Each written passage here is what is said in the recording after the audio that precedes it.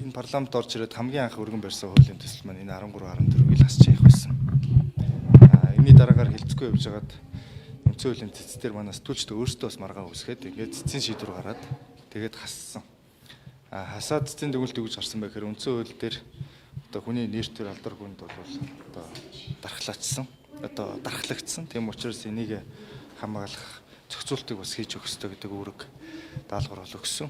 Тэгээ үүнийхэн дагуу ажлын хэсэг байгуулагдсан. Дараагийн эрүүгийн хууль өөрчлөлт болох түүнийг хаснантай холбогдуулаад бусад өөрчлөлтүүдийг хийх, хамгаалтыг хийх. Энэ ажлын хэсэгт нөгөө намайг нөгөө 13 14-ийг эсэргүүцэжсэн хүн учраас оруулсан. Тэгээ ажлын хэсгийн гаргаж байгаа энэ гүтгэх заалтыг нэмэх хэсгээр бол би санал нэгдэхгүй байгаа. Тийм учраас сүүлийн 2 хуралд нь бол би оролцоогүй. Ягаад тэгэхээр энэ логикийн үед ерөөсөө ганц л зүйл байгаа. Манай арчилсан нам бол ингээд арчилсан намын үзэл баримтал. Манай арчилсан намын үе үед гэж бас хэлж чадахгүй нь. Ер нь үзэл баримтал юу гэхээр хүний хамгаалдаг. Ардын намын үзэл баримтал юу гэхээр хүнийг шийтгдэг. Шийтгэхийн төлөө зохицуултууд явдаг. Одоо жишээлбэл хоёр хүн хоорондоо нэг нэгэ гүтгэлээ гэж бодъё. Энэ дээр төр эрүүгийн хууль руу оруулж өгөнгүүтэй. Төр тэр гүтгсэн хүнийг шийтгэхэд гүтгээс хүнийг хайчиж байгаа байхгүй. Ерөөсөө зохицуулт нь тэр. Ерөөсөө ялтан болгоод бай. Ялаар айлгая. Ялтан болгоё. Гэтэл арчилсан нам яаж исэн бэ гэхээр одоо жишээлбэл Тэмүүжин гишүүн хууль зүйн сайд байхдаа тахрын алба гэж байгуулад тахрын алба яадаг байсан бэхээр иргэний шүүхтэр гүтгүүсэнгээ гомд гарангууд тахрын алба очоод хариуцагчийг олж ирээд ингээд иргэний шүүхээр шийдүүлж болдог энэ нөхцөлийн процессыг хурцгаад хийжсэн баг. Өөрөөр хэлэх юм бол яг үнэхээр гүтгүүсэн гэж үзэж байгаа хүн хохирлоо барагдуулах боломжтой. Гүтгсэн этгээд гүтгсэн учраас хохирлыг нь нөхөн төлөх үүрэгтэй. Тэрнээс хэн нэг нь эрүүгийн ялтан болоод яваад байх юм шаардлагагүй юм нөхцөлөд хийж байсан. Одоо яасан бэ гэхээр эргээд гүтгэх гэдэг рүү явж орох гэж байна л да.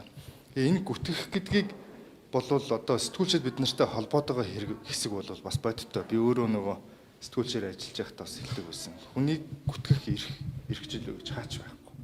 Хүнд хамгийн том үнэтэй хөрөнгө төрөлхийн заяадаг, дээрийнх нь дээрээс нь өөрийнх нь хүч хөдөлмөрөөр бий болдог, бүтээдэг нэр төр алдар хүнд. Энэ бол хамгийн үнэт хөрөнгө. Ямар ч байр машин хадгаламжтай харьцуулахгүй юм. Үнэт хөрөнгө. Энэ хөрөнгө рүү халдж байгаа бол тэр халдсныхаа хэрээр хариуцлага үүрэх ёстой. Сэтгүүлч нь байна уу, хинч байна уу? Ямар ч хүн байсан. Гэхдээ гол нь тэрийг хариуцна гэдэг нь хохирлыг барагдуулж авах ёстой. Өөрөлдвөл иргэнийхээ хуулиар иргэний шүүх нь энэ процессыг явуулдаг л нөхцөл байдлыг хийх хэрэгтэй. Одоо үнэхээр их хурл хүний нэр төрийг хамгаалах гэдэг бол хуучин тэр болдог байсан тахрын албыг бүтцийг буцаад бий болгох хэрэгтэй. Тэгжээж нь иргэний шүүх нь одоо ажиллах. Одоо иргэний шүүгч нь зөвхөн одоо гүтгэх гэхээсээ илүүтэй бусад одоо иргэний хэрэгүүд дээрээ ч гэсэн эргээд хариуцагчийг нь олж чаддаггүй юм нөхцөл байдал руу л орцсон шүү дээ. Тэгэхээр энийгээ засах хэрэгтэй болохоос биш эргээд эрүүгийн хуульд аваачаад тэгээ эрүүгийн ялтан болгоно эсвэл эрүүгийн хуулиар торгож шийтгэн гэдэг байдлаар эрүүгийн хуулиар шийтгэнэ гэдэг бол зүгээр л нэг айлган сүрдүүлж байгаа л хэлбэр шүү дээ нэг талдаа. Тэгээ яаж ашиглаж болдог, хүссэндээ ашиглаж болдог, хүсээгүүдээ ашигладаг. Ер нь бол яг ингээд 2002 оны эрүүгийн хуулиас хойш гүтгэх гэдэг заалт орсноос хойш тэр бол нэг ашиглагдаагүй юм байл. Гүтгэх заалт төр хэрэг үүсдэг, жил гаруй явж байгаа за тгээгүй юм байна.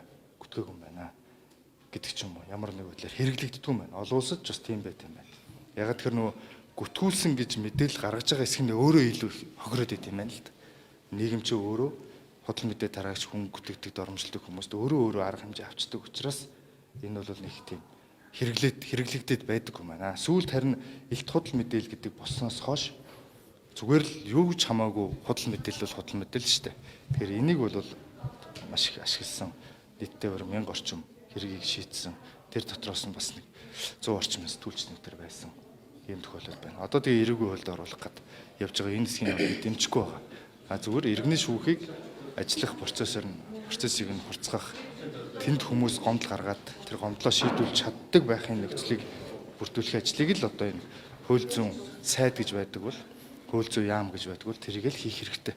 Тэрнээс ингээд яллаад байхыг бол тэрэн шиг амрах юм алга нөгөө талдаа яллах нь хохирогчд ямар ч нэмэргүй байна. Одоо жишээл би ингээд хүн намайг гүтгэлээ.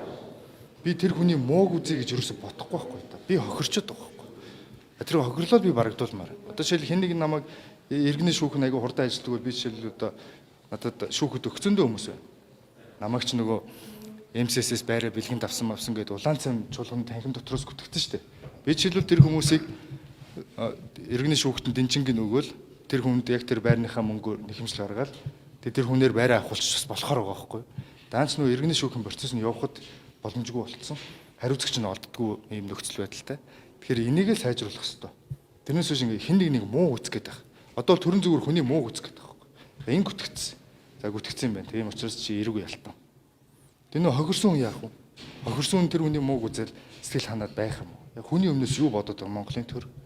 Тэгээд чинь хуульчин хүнийг шийдэхийн төлөө биш, аль болох шийдэхгүй биений шийдэхгүй аятайхан амьдрахын төлөө л хууль эрх зүйн орчин гэж байгаа шүү дээ. Тэр шийдгээд дэйг үлдээ шийтгэл л та. Тэгэхээр бид нар ингээд нэг цогцоор нь энэ хууль зүйн сайд, үеийн сайд нар энийг л хармаар байгаа. Бид нар яг юун төлөө хууль гаргаад байгаа юм бэ?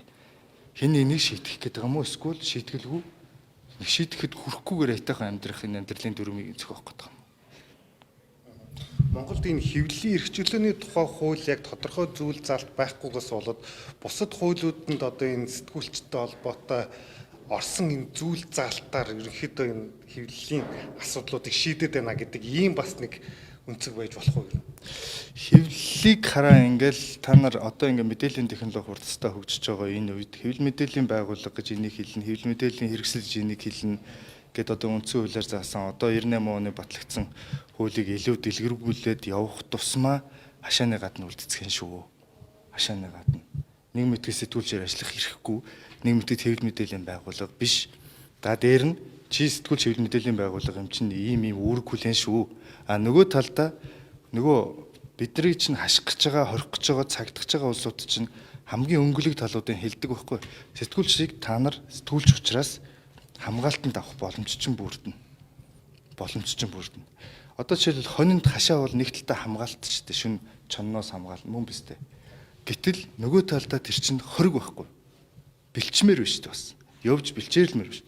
Хашааны хаалгыг малчин онгоолохгүй бол хонь хашаан дотроо майлж ягаад нэгнийхээ үсийг идж ягаад үхэн үсттэй.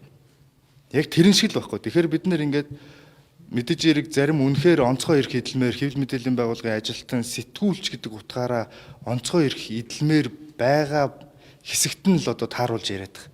Гэтэл бид нэр яг тэр эрхийг эдлэхийн тулд асар олон бусдыгаа одоо хашааны гадна үлдэн ер нь өөрөө ч гэсэн хашааны гадна үлдэн. Тийм учраас би нөө хэвлэлийн эрхчлөөний хуулийн шинжилсэн найруулгыг эсэргүүцэдсэн шалтгаан маань ерөөсө тэр одоо байгаа 98 оны хууль бол биднэрт хамгийн том эрхчлөлөг өгж байгаа.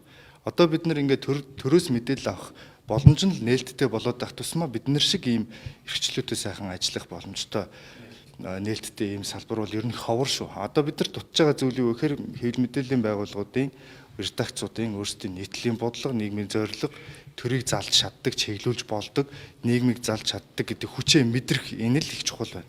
Энийг мэдсэний дараа бол бид нар юу хийж чадна тийм боломжтой. Жишээл гүтгэхгүйгээр бид нар магадлж мэдээлнэ гэдгээ л одоо хүртэл ойлгодгүй шүү дээ. Тэгэх магадaltaй байнагээ мэдээлж хэлдэг. Тэгээд цагтаа дуутагдахгүй шүү дээ. Нотолж яриад байгаа байхгүй. Жишээл 28 онд метрото болно энэ гэж мэдээлэл болжооч дээ. Худал мэдээлж шүү дээ тэр чинь. 28 онд метрото болно гинэ энэ нөхөр байхгүй да тий. Тэгээ ингээд сургууль заасныг эргэж санаад тэгээ бид нар өөрсдөө ингэ явах юм бол өнөөдөр ийм сайхан эрхчлөөний хуультай. Яагаад ингэ бид нар тайртаад байх эрхчлөөний сэтгүүлч нар тайртаад эрхчлөөний тухай хууль өргөн барайл нэг эрхчлөөтэй болохгүй бол логикийн та нар бодолтой яагаад энэ дарга нар сэтгүүлчдийг тийм эрхчлөөтэй болохыг хүснэ гэж. Үнэхээр хүсэж байгаа бол тэгээ тэрийг би дэмжиж байгаа бол энэ ямар ч логикгүй зүйл байхгүй. Энд чи эрх мэдлийг тэнцвэржүүлж яадаг, балансжуулж яадаг, эрх мэдлтнүүдтэй үргэлж тулж ажиллаж яадаг л ийм салбар шүү дээ. Тэгээ аль болох тэднийг улам л эрхчлөөтэй болгоо ялангуяа ардын нам үед.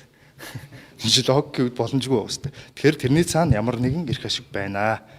Тэ? Одоо ингээл гүтгэх заалт гэж орж ирж байгаа үсттэй тий. Яг энэ бол нөгөө үндсэн хуулийнхаа бас нөгөө хүний эрхийн тэр дархлагдсан заалтыг л одоо амьлуулах ийм зохицуулт гэж явж байгаа. Зөв миний бол бодлоор үзэл баримтлалын хувьд бол бид нар иргэний хууль руугаа чиглүүлээд тэрийнхээ иргэний хуулийнхаа процессыг л шүүхийн процессыг илүү амьд болгоод амьлуулчих юм бол гэхдээ хүн яллахгүйгээр хохирогч болоод хариуцагч хоорондоо шүүхийн замаар асуудал шийдэж болж байгаа байхгүй. Жишээлбэл ингээд хотын гудамжээр явж байгаад ус цацуулангууд цацсан этгээдийг төрөнд торгоод нөгөө цацуулсан этгээд чинь тэгэл ноото өвцтэйгэл гэртээ харьдаг штеп. Яг тэрэн шиг л байгаа байхгүй. Зүгээр ингээд хоёр хүний хооронд муудалцуулж байгаа төр ашиг хийгээ суугаад байдаг. Эн чинь хүний төлөө юм уу? Юуны төлөө юм? Хүний төлөө л байх ёстой шүү дээ. Хэн нэгний төлөө. Хүний төлөө юм бол хохирогчийг яа гэж байгаа юм бэ? Тэр хэсэг. Тэгээ хохирогчтал хохирогчдоо хохирлын барагдвал энэс илүү том шийтгэл чаана баг. Тэгээ мөнгөтэй хүн гүтгэх л дээ. Үнэхээр гүтгээд байгаа хүн бол мөнгөтэй л юм шүү дээ. Эсвэл ардаа мөнгөөрөө даалгацсан. Тэгэл хэд ч байсан манай мэдээлэл түгээгч бол төлчнөө. Тэрнээс биш одоо ингээд бид нэр гүтгэмээр байна гэж ярьж байгаа юм шиг хандаж бас болохгүй гэсэн үг. А зүгээр эрүүгийн хууль. Яагаад эрүүгийн хуулийн гэдэг л гол асуулт. Яагаад эрүүгийн хууль? Яагаад эрүүгийн хуулиар яаш шийтгүүлчихэр чинь бид нар яач болохгүй шүү дээ. Нийгмийн амьдрал орж чадахгүй шүү дээ. Наад зах нь гадагшаа явахгүй бид нар ревизэнд ороход эрүүгийн хуулиар яаш шийтгүүлж байгаагүй гэдэг бичиг хэрэг болдог үстэй. Тэгэхээр энэ насных нь энэ харт хамаг яг ч тарах гэдэг. Тэ.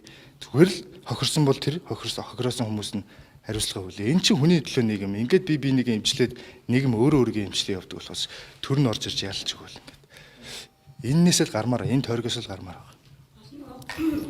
Ондогч тал өөрийгөө бас нөгөө ийм буруугүй энэ намайг бүтгэж байгаа маа гэдгийг бас өөрөө нотлох ийм зайлшгүй шаардлага байгаа гэж бас харж байна.